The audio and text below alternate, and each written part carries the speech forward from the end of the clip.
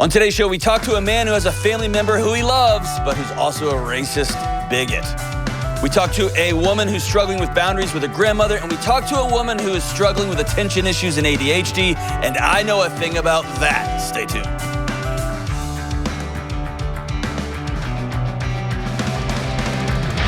What's up, what's up? Man, it's so good to see you and hear you and talk to you. I can't see you or hear you, and I'm not even talking to you, but so good that we're here together on the Dr. John Delony Show. We talk about mental health, relationships, everything. If you want to be on this show, give me a shout, 1-844-693-3291. That's 1-844-693-3291, or go to johndelony.com/ask, A-S-K. Hey, public service announcement. James, you're the greatest producer ever. I feel like I bagged on you the last show, wasn't kind. I don't know how these things roll out in order, but you're great. Thanks, that sounded super sincere. No, I'm being totally serious. What if I had another producer? What if? There's some other shows in this. Oh, crap. Is that what? Here's the thing. If you ever quit, I'm going to burn your house down. Not with your family in it. I'll make sure y'all are gone somewhere. Whatever. I don't know. Threshing wheat or whatever y'all do out there. But I won't burn your house down. That sounded mean. But I'll be sad. There's too many other producers in the building that aren't good, and you're not one of them. And this show's hard. So thank you, James. Austin, sitting in for Jenna, sitting in for Kelly. I'm glad to have you too. And I'm jealous of your beard. I haven't shaved in like 9 months, and this is all I've got. It's embarrassing. It's ridiculous. I'm going to go through puberty one day. It's going to be awesome. All right, let's go to Mark in Milwaukee. What's up, brother Mark? Good morning. How are you? Well, I'm doing real well. How are you doing this morning? Real well, too. That's great. What's up, man? Well, excuse me. So, the situation that I have is I have a family member that I'm really close with, and at the same time, we can't have a face-to-face without, like, screaming matches. And a lot of that has to do with the fact that, in my perspective, he is just an indescribable bigot, and I can't let it go. That's hard, man. So how do you hold in two different hands? How do you hold one, he's a great man, and then the other hand, he's a bigot that is so hard to be around, I lose my character and temper? That's why I'm calling. Gotcha. I think we all, especially with people we love, especially people we respect, or people that we are in some sort of forced community with, we often have a picture of them that we make up and we impose it on them. And then their reality bangs up against that picture, and we end up being the ones that go crazy. And so I want to challenge your original picture that this person in your life is a good person, or a great person, or a person worthy of 1 second of your time. So give me some things that make this character traits that make this person a great person. Very family-oriented, extremely driven, loyal, loving where he chooses to show it.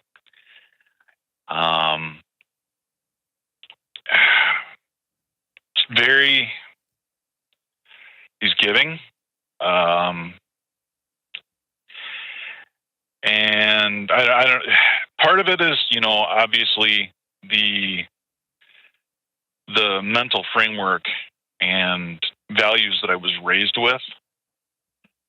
So that's got a lot to do with where it's coming from in terms of my respect for the guy. Okay. So when all the things you told me, it has a fascinating twist on them. driven, loyal, loving, giving. I wrote some of these down. These are all traits that when you step back and look at somebody can point to a person of character. But it can also point to somebody who is obsessed with control. Oh, no comment. So when somebody uses love as a weapon, it's this way and you get my love. It's not this way and I'm done with you. Or I'm done with that group of people, or people who look like that, or act like that, or love like that, whatever the thing is. I will give generously, obnoxiously, only if you're in my good graces. And here's how you get in my good graces. I will be loyal to the ends of the earth for only my tribe, with which I describe you see what I'm saying? Oh, So 100%. these things can be really, I mean, this is how I look at the people around me. Like, are people I associate with, are they generous and giving? The friends that I have, when we go to dinner, the fight's over who's paying, not who's not paying. I remember back in college, we almost came to like fist fights over it. I'm paying this check for this table. I'm paying this check for like it was a thing. And they're overly generous. And I've got friends who are overly loving and overly, like obnoxiously, overly loyal. But it's a selfless type of love and generosity, not one that helps control the world around them. Right? So when you say like a major bigot, what does that mean? Somehow, in every conversation, racism gets thrown in, and it's just peppered in like it's normal. Mm. And I just I see white. Yeah. And I don't mean that in the racist way. I mean, it's just I was going to see say, this white hot who's flash racist of here, rage, Mark? and Just kidding. So yeah, I'm like, whoa, hit the brakes right here, right now. I don't care what we're doing. I don't care where we are. Yeah. I just snap. Yeah. And this person is not going to not be in my life. So I need tools or tricks. And see, I want to press on that. Why? Dial that button down. Why have you trapped yourself? Number one, on behalf of humanity, thank you for standing up and saying that's not okay. I'm grateful for that voice. We need more voices like that. Okay. Thank you for that.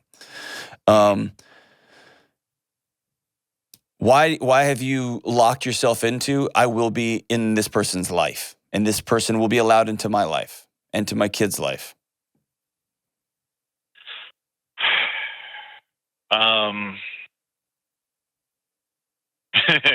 Well, since I only called in to talk to you about one topic.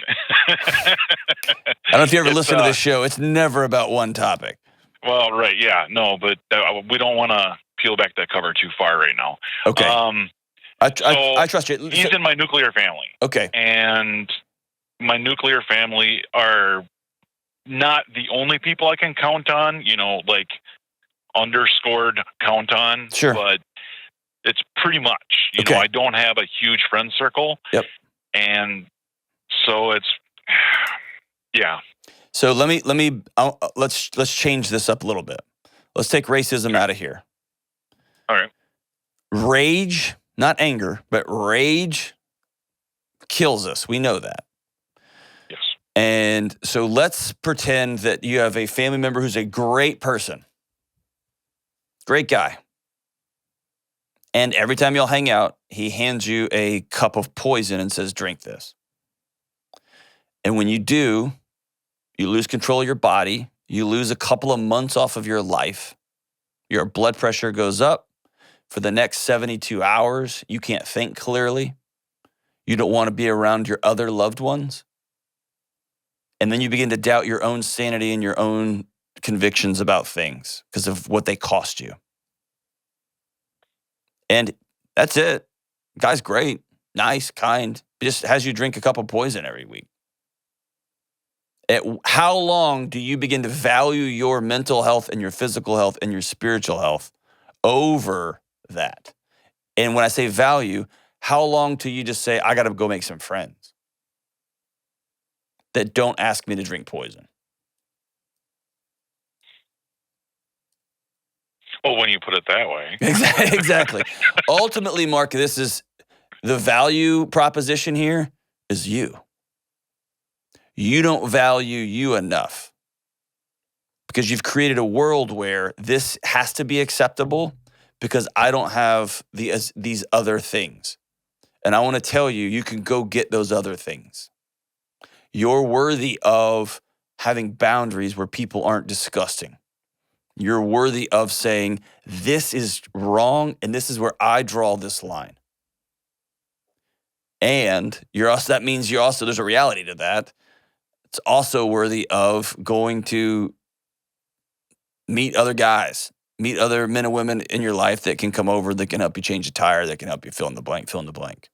And you're brave for making this call. There are millions of people going through this right now, whether it's racism, whether it's any marginalized group, COVID conversations, whatever it is. People think I have to take this dose of poison, otherwise the rest of my life falls apart. And I challenge that wholeheartedly. What I hear often is people say, oh my gosh, I didn't realize that by holding the line on this boundary, there was 6 other family members that were like, oh, thank God, now we can have the conversation. Or I didn't realize how fun Thanksgiving could be. I've hated it for 30 years. I didn't realize that it could be a joyful holiday with just a couple of knuckleheaded friends and strangers I didn't even know and watched football and played around and played domino. I didn't realize that there was this much laughter that could be had. That's what I hear often. But to ultimately answer your question, you can't control his behavior. You can only control the boundaries you put up. And I want you to know you're worthy of strong boundaries. Do other people in your family not call bullcrap on this? No. Well, okay. Not the people that I interact with. There are a few others that I think probably would, but I don't spend time with them. So just physical location, etc. Yeah. I want you to have a life of peace, brother. Well, you and me both. Thank you. Well, but the next part of that is this. You're choosing right now to not have a life of peace. And I know that sounds awful, and I just put you in a corner, but that's the choice. And I also know we could probably there's probably more complexity to this story. You know, if you and I were hanging out, and you could be like, and this, and this, and this. But I want you to have peace in your life, brother. And right now you're choosing this relationship and this toxicity, and you're choosing just to drink poison just so you can keep this connection. It's why people stay in abusive marriages. It's why people keep going to the same Christmas event for 30 years in a row. It's why people stay in toxic jobs with bosses that beat them up physically and spiritually and mentally. It's just look around at our country, man. We're struggling. You're worthy of saying, I'm going to be around people who love, not people who hate. Grateful for the call, Brother Mark. We'll be right back with the Dr. John Delony Show. Y'all know there are lots of things that make me nuts, but one thing makes me more nuts than anything else. Buying a home. And my friends who refinance their homes, they tell me it makes them nuts too. I love living in a new home, but I got to be honest, I'm no good at buying one. And that's why I'm so thankful for people like my friends at Churchill Mortgage. Churchill is a Ramsey trusted provider who we've been sending people to for over 20 years to help with home mortgages. Why? Because they're committed to doing what's right for you. And that means walking you through paperwork that's way over your head. That means making sure you get the right mortgage that you can pay off as soon as possible, and they don't try to upsell you a bunch of nonsense that's going to hurt you down the road. And most importantly, when you're making this big life change, you can actually breathe because you got an expert and a team who have your back. Listen, if you're about to buy a home and make a big change, save yourself the headache and call Churchill Mortgage today at 888-LOAN-200. Trust me, that's 888-LOAN-200. This is a paid advertisement. NMLS ID 1591. NMLSConsumerAccess.org. Equal housing lender. 1749 Mallory Lane, Suite 100. Brentwood, Tennessee 37027. Programs are for select loan types only and are not available in all states or locations. All right, we are back. Let's go to Megan in Knoxville, Tennessee. What's up, Megan? Hey, how are you doing? I'm good. How are you in Knoxville? Y'all having fun? Yeah, I'm enjoying it. Very cool. Just a few hours down the road from me. What's up? How can I help? Well, I have a question related to family boundaries, specifically with my grandmother. We just had a call just like that. This is going to be the boundary show. All right, so bring it on. What's up? Okay, so I am a senior at the University of Tennessee, and when I started college here, I started calling my grandmother, and it became an everyday thing. So I have called her every day for the past 3 years or more, and we've gotten really close because of it. It's been good. Why'd you start calling her? We started getting closer that summer before I left to college. Okay. And then it was kind of like positive reinforcement. Like, she was very happy to be receiving these calls. She would make comments to the family, even comparing, like, Megan calls me every day, or Hannah never calls me, but at least I can count on Megan. Yes, you became the golden granddaughter. Are y'all in the same town, or y'all live in different cities? So she lives an hour away from me. I'm actually in that town right now. Okay. To the east. Yeah. Okay. All right. So you've been calling every day for 3 years. Yes. Most married couples don't talk to each other that often, so well done. All right, so. So moving forward, I have begun to realize that it is less of a good, call, and I'm enjoying it. It's more of this obligation and like a checkbox. Like, I'll plan my day like, I got to call her at this time, and I'll try to plan it just so I can make sure that I said, okay, I did call her, because I have missed a couple of times. And when I have, she will remember, and she makes a point of it, like, oh yeah, I know you didn't call me yesterday. I was thinking you were leaving me to the side or something like that. So that's such that's a great power move. That's a great guilt trip move. Well done. So I'm trying to wean off of it, because I'm applying to grad school. Is that a good way to say it? I mean, you wean off of anxiety meds, you wean off of calling grandma's calls. That's right. Yeah.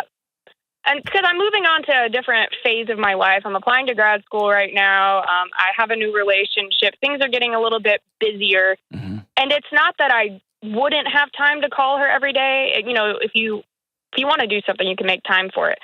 But I don't know if I want to call her every day. And now I just feel like she has this expectation. And she's even made comments about my sister, who doesn't call at all. Like, well, at least I can count on you. I know you'll call me every day. And I've kind of said, Grandma, sometimes in the future I might not be able to. And she's like, well, I sure hope not. I hope that doesn't happen. Yeah. I guess I'm just thinking forward to the future. If I have a family and kids and stuff, am I going to be able to call my grandma every day? So I'm going to free you from this. You don't have to feel guilty for not calling your grandma every day.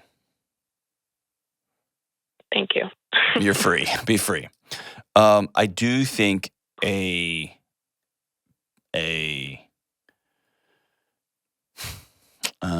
what's the right way to say it? Some sort of boundary conversation would be helpful. And just know that any sort of boundary conversation is going to come with somebody who receives the boundary conversation really banging their head up against that boundary to see if it holds or not. And so if you say, hey, Grandma, we're going to go down to once a week. I'm entering into a bonkers season of my life. We're going to go down to once a week. I'm going to call you every Sunday at whatever. You provide yourself some clarity. You provide her some clarity. And then she's going to get upset with you. She's going to say, well, I don't know what I did to hurt your feelings, or I don't know why you don't love me anymore. And that's where this is going to be so hard, but you as the grown-up have to know that those kind of comments are not about you. That's about her. That's her choosing to try to exert power over a young woman. In the counseling, we call it the one down position. Mm-hmm. And instead of saying like your dad might one up position, say, you will call me every day or I cut off your cell phone because I have bigger muscles than you and bigger paychecks. Grandma in the one down position goes, oh, okay. I thought you loved me, but if you don't, then okay. I hate to be a burden to you, and I know you're I thought I was more important than your boyfriend in school, but if I'm not, then that's great. That's one down position nonsense. See? Yeah. Here's what really sucks. You can't control grandma. And you have to decide, am I going to give her permission to speak into every corner of my life? Or is she going to be my grandmother? Yeah, I think in the way my mind works, I'm like, okay, if I just plan this out perfectly, Nope. I can control her reaction, but that's not the case, You I guess. can't. No, you can't. The best way you can do is be honest with her, treat her with dignity, treat her with respect. And if you set up a new boundary, you uphold your end of the bargain. So if you say, I'm going to call you every Monday at 8 a.m. or whatever, then build that into your world. Or if you say, hey, instead of calling, I want to start writing letters back and forth. That might be a good thing. Let's start mailing each other letters. I don't get any mail. I'm running out of time where I can't do these phone calls anymore. Or, like you said, I don't want to be on the phone all day, every day. I'm working on talking on the phone less, but I do want to write letters to you. And I do love getting letters because I don't get them. And I know you're still in college. You may not even know what a letter is. I like letters. I actually just sent out Christmas cards. I'm busy. Yeah, imagine if you got a Christmas card every week. They're the best. Write each other letters. But I'm trying to think of maybe something like that.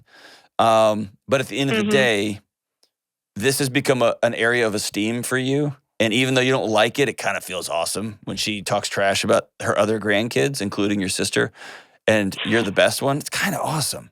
And that kind of is lame, too. And it's time to let that kind of stuff go. And just know this is going to hurt. And she's going to make you feel really guilty, and you're going to feel guilty. Well, because she doesn't really have many people is the thing. She doesn't. That's a really choice have that she's friends made. That's a choice that she's making on a daily basis. And I hate that. Does your mom call her or your dad? That's the thing. That's where this is. It's my mom's mom. My mom also has, since we moved here to Tennessee for the past, 10 years, she has called her every day too. And then it kind of, so it's my mom and me that call her every day. Those are the real two people that she has interacting with her on a regular basis. So in a weird way, she does still have my mom. you're yeah, sorry, Mom, you got to call twice a day. You are basically your grandmother's anxiety medication. Is that fair? It could be, yeah. Yeah. That's not your job. Your job is just to love. And I've noticed love your grandmother. I've started to resent it a little bit. There you go. And that ultimately, that's where this all ends up. Is instead of feeling guilty about not calling, you call and you call and you call, even when I don't have time, even when I don't want to, even when I've got other things I really need to get done, and then you land in resentment world, and then you start to not like your grandmother because you make it her fault that you can't not call. That's exactly what it is. And sometimes I even notice myself getting so annoyed with her for nothing, just because I'm like, oh. Yes, because you're in resentment. Remember this when you get married, because this will show up again somewhere. Are you going to marry this person you're with? I hope so. Oh, gross. Are they cool? Yeah. Okay, so there's going to be things that drive you crazy about them. And you can feel guilty about saying something and just choose to not say anything. Like, I really drives me bonkers when you leave your shoes out. Or can we all just agree to put our shoes up? Or I'm just not going to say anything. I know they're working hard, and I'll feel guilty. And then that turns into resentment. So just choose guilt over resentment every time. Every time. And choose dignity over all of it, right? So being honest with your grandmother, letting her know what's up, choosing I'm not going to let her make me feel bad for setting boundaries up in my life. I'm just going to make that choice. And you have to practice it. If she does get upset about it? Let's back that up. 100% chance she will. Okay. 1,000% chance she will. There is no way to manage to soft land this thing. She's going to view it as a breakup and as though she is in your way and you have chosen grad school or some romantic interest or some dog or some pet that you're choosing these things over her. She's forced herself into this binary, it's me or everything else, which is not how any relationship should be. But you know who else does that? Children, young children. Daddy, don't go to work. You should stay here and play. I got to go to work. Well, if you loved me, you'd stay at home and play. No, if I loved you, I'd go get a job so that you can eat. You're right.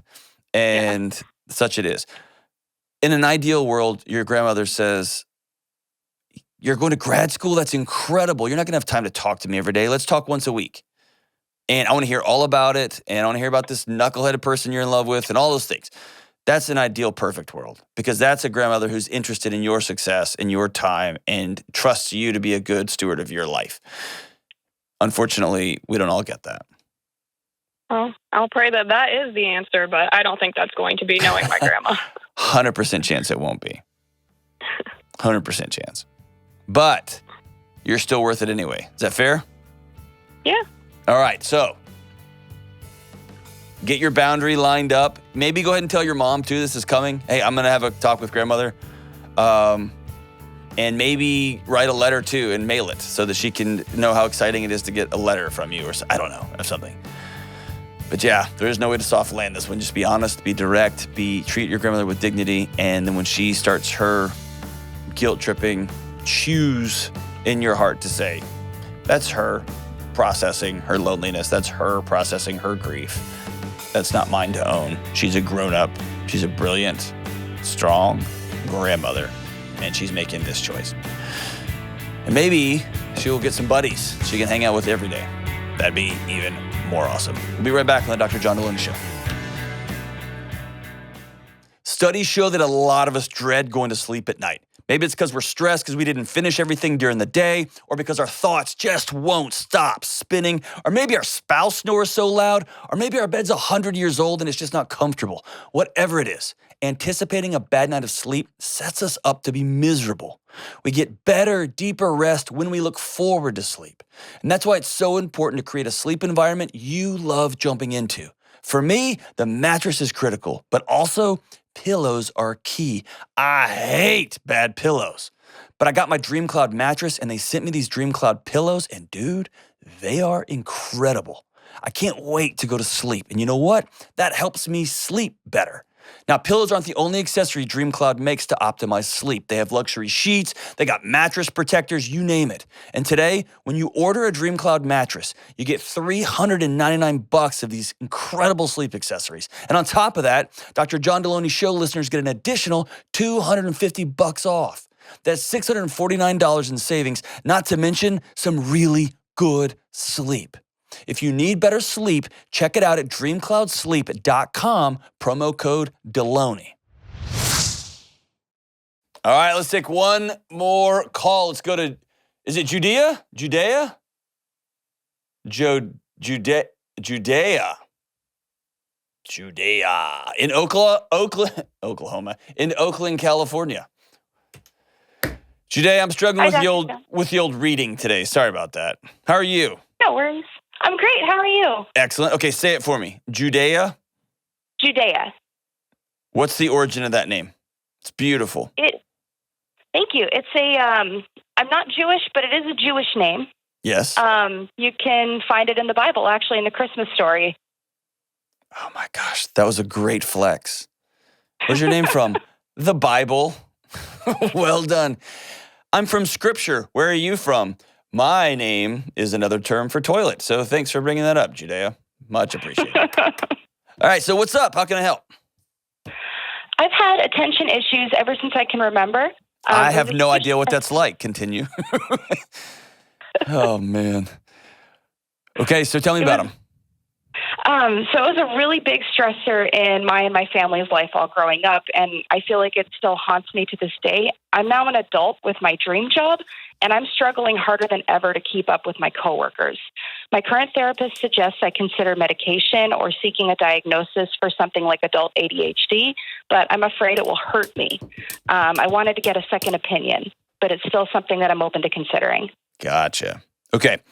So when you say you've got attention challenges, tell me what that means. Paint me a real picture of what that looks like. That means I'll start on a task or I'll start trying to listen to something, for example, like when I was a kid in class, I'd maybe listen for about 5 minutes and then you were gone. I feel like then I was gone. Something would be difficult and my mind would just wander. Yep. I never really had the hyperactivity issue, but I could sit there and look like I was paying attention. Yeah. But That's common with especially young girls. They look like they are plugged in and their minds are off to the races. Boys, yeah, and again, I don't unnecessarily gender it, but the data tells me boys will bang their heads on things, but girls can be equally out too. Have you, over the course of your lifetime or working with your counselor, have you identified some places where your brain checks out for you? I think a few, mostly with academic type pursuits. So when I'm trying to learn a new skill at work or something that seems really complicated, it's as if I just say, I'm out, I can't do this. Okay. What is your brain protecting you from there? I'm a bit of a perfectionist. I definitely have a fear of failure. I've been working really hard on that. Where does that come from? Who gave you that? I don't know. I wouldn't say my family is super perfectionistic, but my mom was really hard on herself when she was growing up to make sure that she got good grades. And I think because she came from kind of a difficult situation, I think she was always worried that the same would happen to me. But if I wasn't able to pay attention and do well in school, then I wouldn't be able to get a good job as an adult. How's your parents' marriage growing up? Fantastic. Yeah. They were always, they gave me a really good picture of what a great marriage should be like. Awesome. So what about brothers in my and sisters? dating life now, I look for people who are kind like my dad is. Awesome. What about brothers and sisters? I've got a younger brother, and he tells me that he's had some attention issues too. Yeah.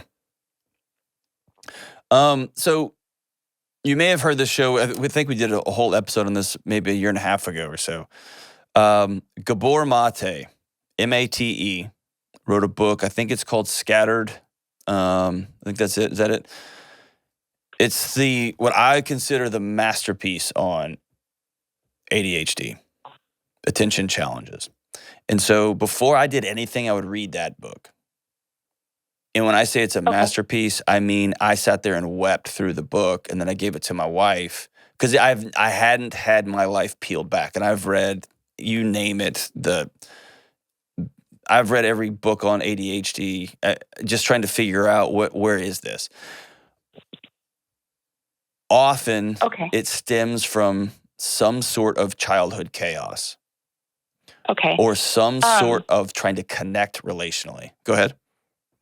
There was a period of time right after 9/11, I think in the years following, where my mom was military. So there was kind of this, she was reserves, but there was kind of this understanding that there could be a time when mom would get called to go overseas. And I think that might have had something to do with it. Well, I think maybe I would... absorb some of that? I was really little when they kind of showed the attacks over television. So as a little kid, as anyone at that time, that's really traumatic. Yeah, and they've even traced some of this back to maternal stress, like prenatally, like when somebody's pregnant. So if your mom's in the military and she's pregnant, or she's trying to figure out what she's going to do, there's so much there that all I have to say is this. Often the attention issues are a result of your body trying to make sense of chaos. And I live with this every single day of my life. And so I'm speaking as to somebody, you and I are in the same club here. Okay. Okay. I'm not opposed to medication, but when it comes to ADHD, man, I want to see somebody go to the ends of the earth. And so whenever, mainly because you get on a stimulant track and there's no way off. The only move is to increase stimulants for the rest of your life. And the downstream effects of some of those things are dramatic. And that's what I'm afraid of. But it also feels like that I've tried everything else. I feel like I've tried changing my diet. I've tried just trying to white knuckle it through times when I'm having a hard time paying attention. What brings you peace? I think knowing that I'm capable of accomplishing the task at hand, or knowing that I'm capable of taking care of myself. Nope, not that. What brings you peace? Are you dating somebody now? Yeah. Do you like them? Yeah. Like you like them, or just like eh? I like him quite a bit. And Okay. so far it's been a very good relationship. How long? Really only about 8 months. So it's still kind of in the beginning stages. That's 1,000 years in dating world these days. So good for you. So Thank you. is there moments when y'all are together and he's either holding you or you're holding hands and your feet are propped up and your body goes, Yeah. off? And I'm not do speaking have this into your life, okay? I hear this Okay. often, that people who struggle with attention issues, with ADHD, with some sort of, I'll just say that with the ADD world, can be a ping pong relationally, whether it's with multiple partners, multiple people, multiple relationships, depth of relationship, because there's something about connection with somebody else that makes everything go, all right, we're okay. And it's a brain trying to solve for connection desperately. Mm-hmm. And some people solve for connection through perfectionism. I will score my way into your heart. I will prove or earn my way into good relationship with you. The same exact thing, just the other side of the equation, is I will burn this down so you will see me. Drugs help. Is it ringing true what I'm saying? Maybe not. Yeah, I'm definitely more I will score my way into someone else's heart type person. Gotcha. And so and I'm the same. So I got 2 PhDs, not because I'm smart, but because I was on this continual treadmill to prove to the world and to myself and to a few people who didn't know I was trying to prove myself to them that I was capable and smart and blah, blah, blah. This was, now I'm celebrated for it. I got a job because of it, but it was purely running tactics for me. And it was chasing. And it's when I was able to settle into an actual relationship. And by the way, I was married for 10 years before I figured this out. Really? And then I had to practice, what does being in a relationship mean? Not that my marriage is fine. I didn't know how to accept love. I didn't know how to accept peace. I didn't know how to accept calm. I didn't know what that was. And calm felt like quitting. Calm felt like less than. Peace felt like, well, you could be doing this. And so I was always spun up. And so then my body has to adjust and over toggle. And when things get complex, it goes, we gone, we out. That is exactly what I'm experiencing. And the loop never stops. In fact, the loop gets tighter and tighter because my guess is when you're up and you're on, you outwork everybody around you. Is that fair? Yeah, when I'm really on, I'm 100%. Unstoppable. 110%. Yes. Yeah. And you get more done in those times that everybody else does. And so when you fall off, you're able to duct tape it together, get it across, or just be like, hey, I need an extension on this, whatever, until you can find up the gumption to white knuckle a thing and get it done. I'm having a hard time getting back up at the moment, I think. That's exactly right. Because then you run into something like, I don't know, like a pandemic for a few years, and your body just goes, hey, how about this? We're done. I'm out.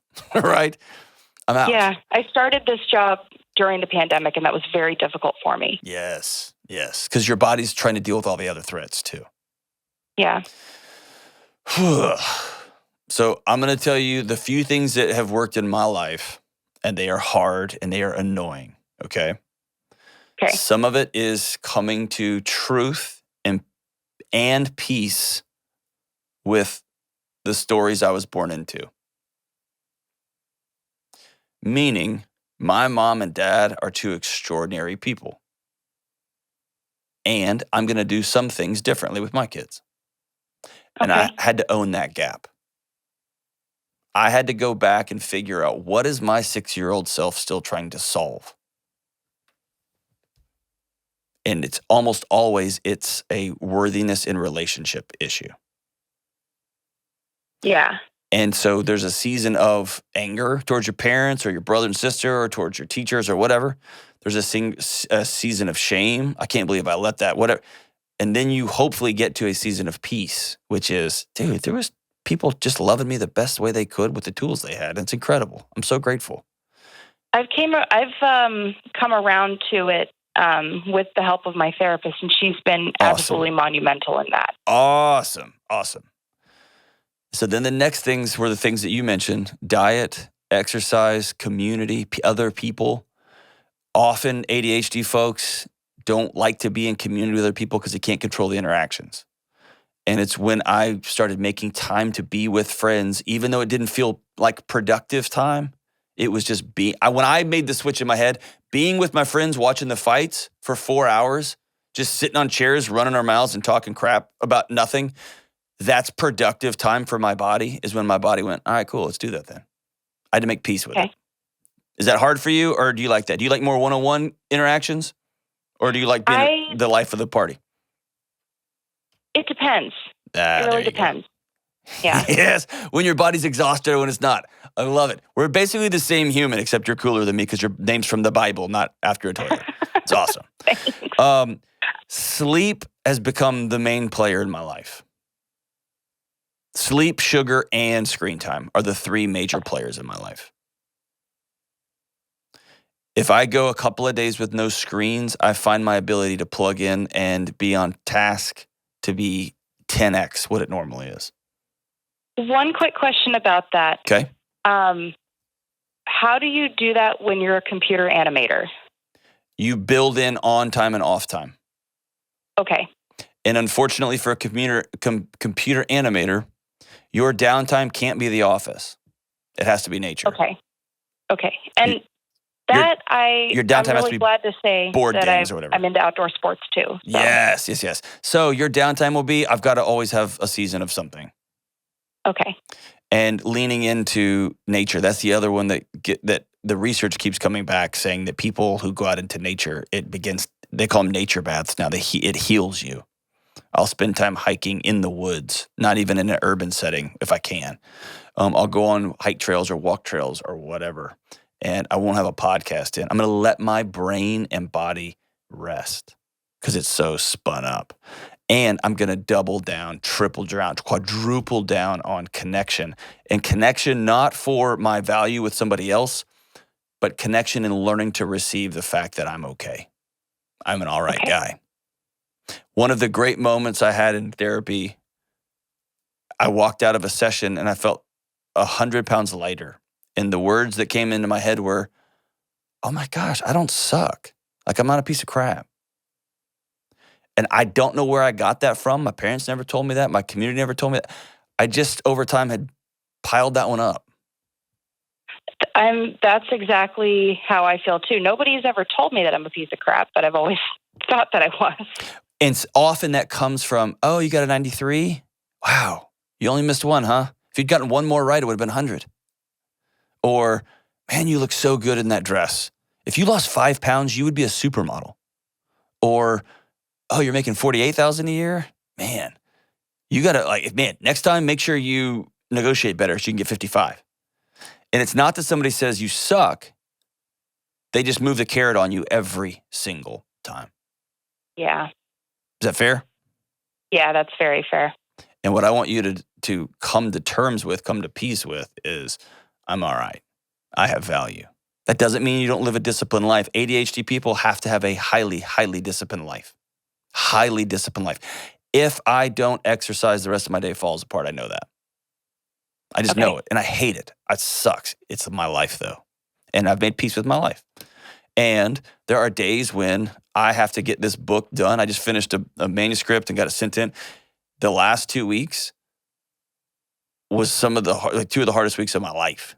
It was a absolute mind-numbing grind. I was angry. I sent emails I probably shouldn't have. I was just angry all the time. And I know now, my family knows, I know, my friends know, my coworkers know, we're entering that season. I let people know I'm not going to be fun to be around for the next 2 weeks because I got to finish this thing and I got to push through. And there is seasons when that's just part of life for us. But it's not always. Okay. Do you feel like you're going to get fired from your job? No, but it's a fear that keeps me up at night. There you go. That's especially anxiety. Now when That's I anxiety. feel like I'm struggling to learn. Yes, that's anxiety. So you have permission to learn. You have permission to ask questions. You have permission to say, I don't understand this. Can you help me? And that is not an indicator that you're dumb or that you don't have character. That means you need to learn different ways. And somehow, for most of us, that stuff got jumbled up. If you don't get this grade on this test, you're an idiot. And if you're an idiot, I love you less. Or if I can't learn a thing as fast as that guy on that computer over there, then he's going to get the raise. I'm not going to get the raise. And then suddenly I'm 5 years into the future where I'm fired and homeless. Yeah, that's exactly where my brain goes. That's anxiety. Okay. Okay. I'm going to send you a free copy of my book, Redefining Anxiety. Okay. It's really short and it clears it up really quick. And if you want, how about this? I'm going to send you 2 and I want you to take one to your counselor and y'all can read it together. Okay. That sounds fantastic. Thank you so much. You got it. So stay on the line and Jenna's going to get you a copy of it. Actually, Jenna's back. Austin left in the middle of the show, by the way, to the people who are listening. Jenna's back. And I want you to read that book. It's real short. You can read it in like an afternoon. And then I want you to go, oh, I believe, I don't have any data that, I believe that ADHD is on the anxiety trend line. It's a body's response to chaos that turns into every alarm bell we got ringing at every time. And most of our alarms ring because we're disconnected from relationships. I wish it was more complex than that. Now, you solve for relationship, you solve for peace, you solve for the anxiety, and you make peace with the fact that your brain is supercharged. I consider ADHD my superpower. Let me put it this way. We got into some editorial debates here in the office. I took a week off of work and wrote 81,000 words. I started over from the very beginning of the book in 5 days. Wow. That's a supercharged brain. That's my superpower. Yeah. And my family left the state. They went to Texas. They're like, we're going to let you do this on your own because it's not going to be a pretty sight around here. And so I've made peace with it. My family's made peace with it. We got it done. It was brutal. Okay. It was hard. And then Jennifer, who's the editor on this book with me, oh gosh, when she dies, she's just on an express lane to the afterlife. They'll wave her in because of this one season. She's such a saint. But I know that. And so I'm going to treat people kindly and with dignity. And I know I'm going to have seasons where I just have to grind something out and it's awful and it sucks. And I got to do it and I got to do it again. And I got to do it again. And I'm not happy and I hate it and it's driving me crazy. And there's going to be days when this is my superpower and I can outwork everybody. All of that starts with loving yourself in relationship. Thank you so much for the call. Just so you know, your bravery, just speaking this out loud is going to help a whole bunch of people. I'm grateful for you. Thank you. Cool. Stay on the line and we'll get your information. We'll get you the book sent out. All right. Thank you so much for your call. Man, James, you couldn't have picked a better song. This was also, I got this, man, I had a used CD haul the other day. Minor Threats, like all of the records, all of them on one CD. It was so great. Who else did we get? The Dropkick Murphys, an old Bad Brains record, and Alicia Keys record. Oh my gosh, she's so good. And Taylor Swift. I got Taylor Swift record. It's so good. Alicia Keys, man, I love this song. This is for our friend Judea. Her name is from the Bible, and the song is called. So is yours, by the way. You read the book of John, yes? There's a few Johns. Those are 4 of them, I think. I know, just trying to make a joke. And there goes James getting all Jesus on me.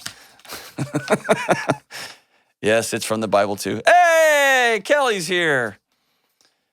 She's coming to look over Jenna's soldier. Never mind. All right, the song is called Girl on Fire by Alicia Keys, and it goes like this. She's just a girl, and she's on fire. Hotter than a fantasy, lonely like a highway. She's living in a world, and it's on fire. Feeling the catastrophe, but she knows she can fly away. Oh, she got both feet on the ground, and she's burning it down. She got her head in the clouds, and she's not backing down. This girl is on fire.